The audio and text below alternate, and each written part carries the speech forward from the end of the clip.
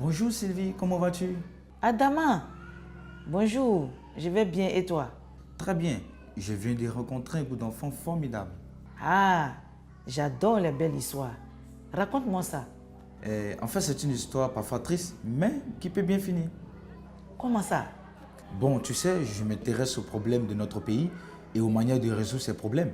Alors j'ai fait un film pour mieux comprendre la situation de l'exploitation sexuelle des enfants dans notre pays. L'exploitation sexuelle des enfants?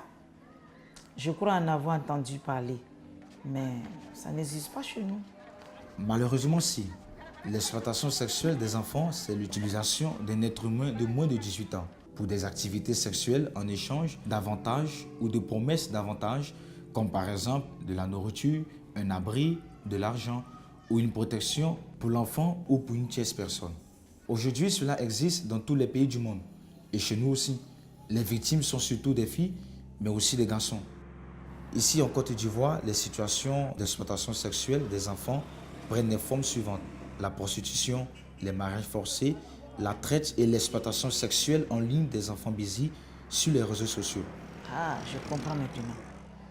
Mais c'est un sujet très difficile. Les gens n'aiment pas en parler. Mais il faut vraiment en parler, sinon ça ne changera pas. Bien, tu as raison là. Pour mieux comprendre, j'ai organisé un atelier de travaux manuels avec des enfants qui avaient été victimes d'exploitation sexuelle. Je voulais entendre ce qu'ils ont à dire. J'ai parlé à plusieurs filles. Il y avait par exemple Rose, 17 ans. Lorsqu'elle perd ses deux parents, elle est obligée de quitter l'école. Arrivée à Abidjan, elle intègre un réseau de prostitution. Aminata, 15 ans. Elle a fui sa famille qui voulait la marier de force et a vécu une année dans la rue. Une de ses amies l'a encouragée à se prostituer. Akissi, 13 ans. Écolière, elle vit avec ses grands-parents malades. Elle est obligée de pratiquer le cesse de survie pour subvenir aux besoins de la maison. Adja, 16 ans. Victime de violence, elle a fugué du domicile familial. Elle dormait dans les hôtels et se prostituait pour payer la chambre. Elle est tombée enceinte et vit actuellement avec son bébé dans une famille d'accueil. Comment t'as-tu retrouvé dans cette situation? Comme mes parents sont décédés, je n'ai personne. Pour où je vais vivre, je n'ai personne. Je suis obligé d'aller me prostituer pour avoir de l'argent. Dans la famille, on a beaucoup de difficultés. Et il y a mes petits soeurs aussi qui sont là, qui doivent partir à l'école.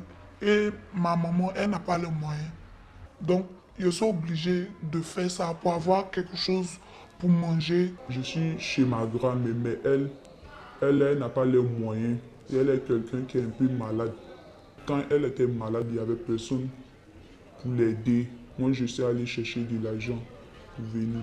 Souvent même, il y a les gens qui me disent qu'ils ont des venus, vont me toucher, vont me donner de l'argent pour que je puisse y aller la sauver.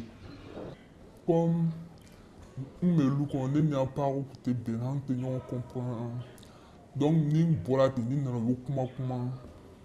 Ils m'ont pas mis à l'école, ils m'ont pris pour aller au Burkina, ils voulaient me marier là-bas, forcé. Ils ont refusé, ils ont fui pour venir ici. Mais en fait, ces enfants sont tous des victimes. Oui, ce n'est pas de leur faute et c'est injuste. On voit que déscolariser un enfant, le maltraiter, le négliger, le chasser de la maison ou vouloir le marier rend les enfants encore plus vulnérables à l'exploitation sexuelle. Qu'est-ce qui a changé dans ta vie à cause de cette situation? Les relations avec ma famille ont changé. Mon père même ne veut plus me voir.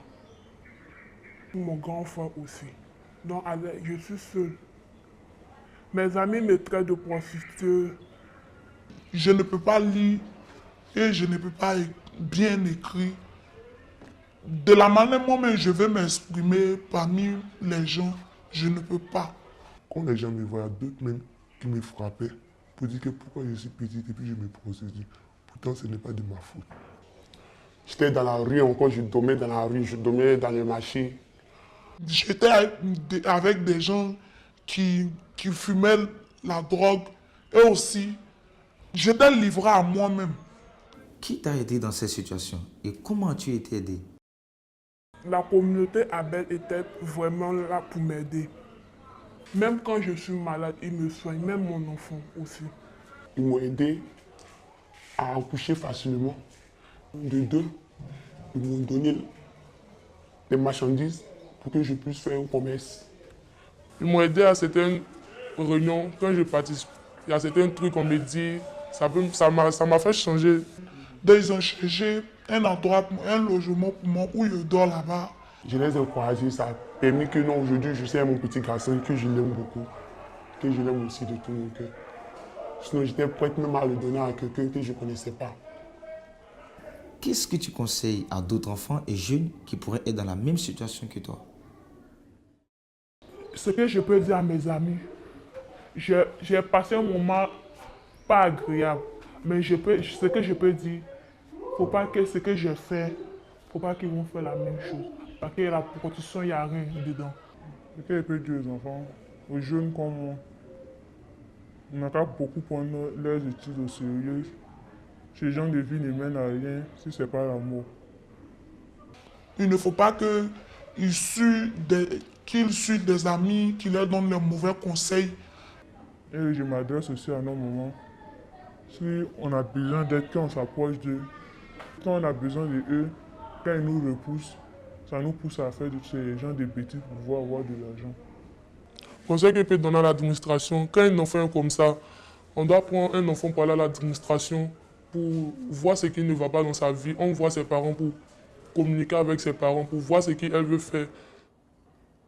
Bon, j'ai compris. Dès que l'on a un doute, il faut en parler. Oui, et bien sûr, le plus important est la prévention. Il faut arriver à empêcher ces situations d'exploitation sexuelle des enfants. Afin de répondre efficacement à ce phénomène, nous pensons qu'il faut renforcer la présence des services étatiques de protection de l'enfance sur l'ensemble du territoire ivoirien.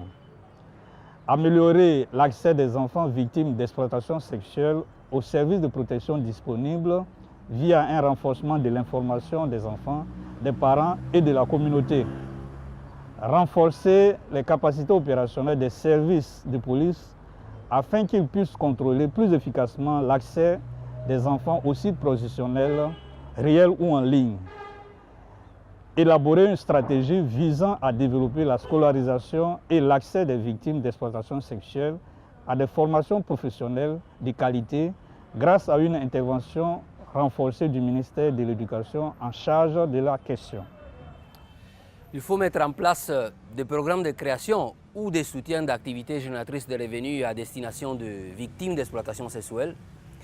Il est fondamental d'inscrire durablement la lutte contre l'exploitation sexuelle dans la politique nationale de protection de l'enfant, gérée par le ministère en charge de la femme, de la famille et de l'enfant. Il faut veiller à ce qu'une prise en charge complète et adaptée soit définie par les acteurs institutionnels sur les plans sanitaires, psychologiques et juridiques, afin qu'elle puisse être ensuite mise en œuvre au niveau opérationnel par les acteurs communautaires de la protection de l'enfance. Et enfin, il faut renforcer les mécanismes d'application de la politique nationale de protection de l'enfant.